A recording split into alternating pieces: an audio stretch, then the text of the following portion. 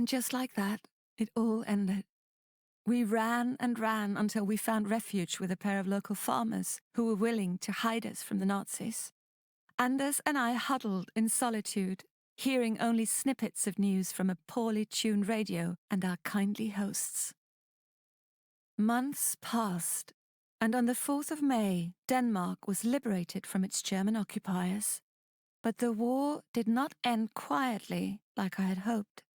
There was a maelstrom of activity as Nazi collaborators were put into camps, snitches were executed by the resistance, and others were put on trial for treason. But in time, life began to return to its familiar patterns. We went back home. The house had been searched, though it was otherwise as we had left it. Once we cleared away the mess, it felt like no time had passed at all, like it was all a bad dream. But in all the nooks and crannies, the ghosts of the past were waiting for us to let down our guard, lest we forgot what happened and who we had lost.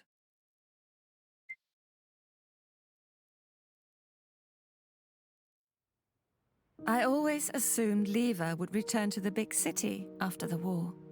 But every now and then I see her wandering the streets of Tinglev, revisiting the sites of her blunders.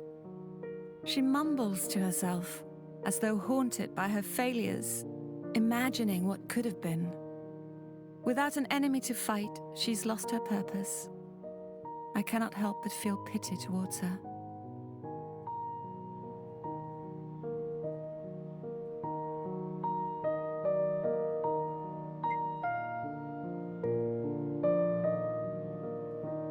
After he escaped from the train station, Peter had seemingly vanished into thin air.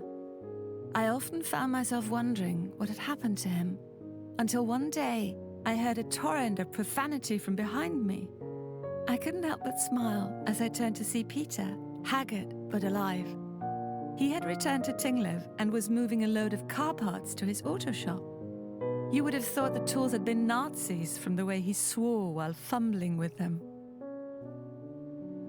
Stahl died in the snow, unable to move beyond the ideology that had ensnared him for so many years.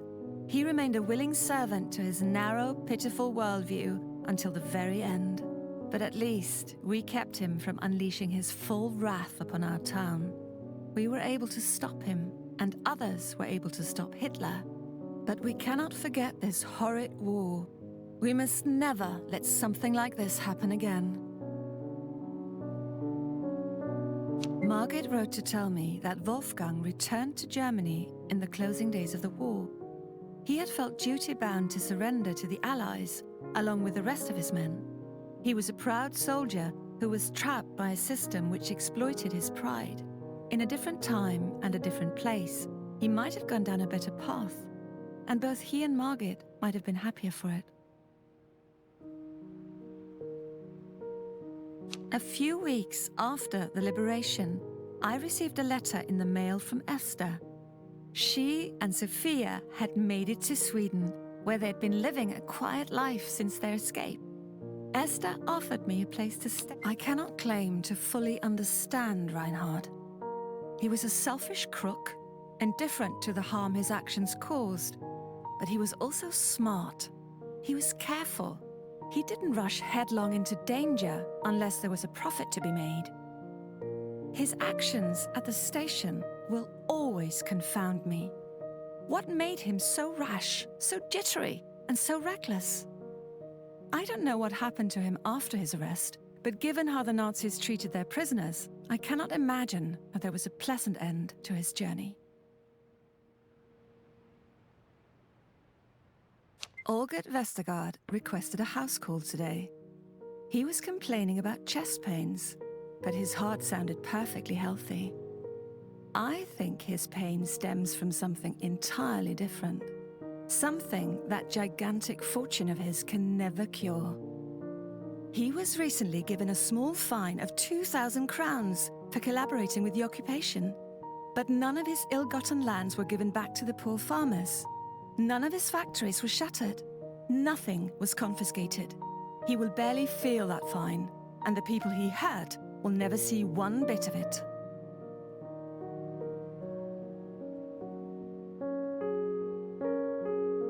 Margaret rarely goes out these days. When she does, people either shun her or spit vile words in her direction, all because she once loved the wrong man. I visit her at the manor now and then, when her father is away, but she's become like a hermit. I hope she doesn't grow bitter, wandering that big, lonely house while she waits for the town to forgive her. I talked to Pastor Jacob at church this Sunday. He was in his element, gossiping with both Danes and Germans alike, and asking me for medical advice about ailments he doesn't suffer from. I suppose some things never change. Following the death of his father, Heinrich and his mother left Tinglev and returned to their hometown in Germany. I saw them leaving. The boy wore a freshly pressed Hitlerjugend outfit on his way to the departing train and insisted on hailing at every soldier he passed. Looking at him, even after Hitler's death, will little boys keep believing in such nonsense? I saw Charlotte at the market today. She was alone and could barely get the attention of any of the merchants. Even the villagers who had collaborated with the occupation acted like she wasn't there. Perhaps it wasn't intentional. Maybe they simply didn't notice her because they were too busy washing their own hands. I spoke to her, and her face lit up in a smile, though words seemed to fail my formerly chatty cousin. We shopped together, and despite all the cold stares, I think she was happy for the company. I visited the inn last Thursday. Mida was there, standing behind the bar and looking like her usual self. She keeps busy, serving beer and bantering with the locals. But every so often, I catch her staring blankly at the walls. These spells never last for long, but it seems her time inside the camps has left a mark. I wonder how long it will linger. For some people, the scars might remain forever. Harold was up and about when I came to the clinic this morning, and the front door was open for business. It seems that some things can change. However, he refused to give a German-speaking woman ointment for her rash. I suppose other things never change. At least, he doesn't stop me from helping whomever I see fit. After the war, Papa was interned at the Forhus camp, along with many other fathers in the German minority who had volunteered to help the occupiers. I visit him as often as I can. He seems to earnestly regret his actions and the harm they did to our family. In time, I hope that we might come to understand each other better. I pray that he will soon be released. There was no way to escape the war unscathed, but I did what I could to stem the bleeding. I helped those I could, but I would forever wonder if there was more I should have done, more people I could have saved. The wages of war were heartache and regret, but at least there was a brighter future on the horizon.